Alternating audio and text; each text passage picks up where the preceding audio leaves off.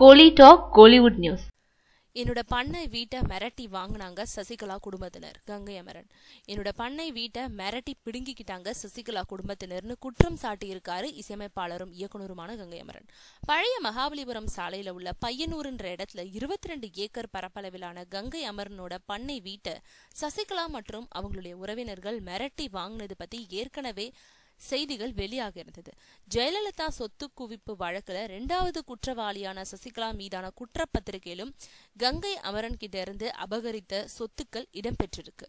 இப்போ ஜெயலலிதா மரணத்துக்கு பிறகு மீண்டும் இந்த பிரச்சனை கிளம்பி இருக்கு.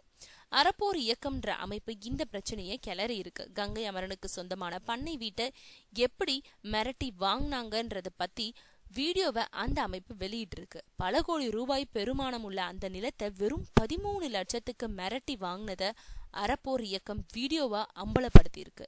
இது பத்தி கங்கை அமரன் சமீபத்துல கொடுத்த ஒரு பேட்டியில தன்னை சசிகலாவோட ஆட்கள் போயஸ் கார்டனுக்கு அழைச்சிட்டு போய் ஜெயலலிதா கிட்ட காட்டிட்டு பின்னாடி மிரட்டி அந்த நிலத்தை வாங்கிக்கிட்டாங்கன்னு குற்றம் சாட்டி இருக்காரு.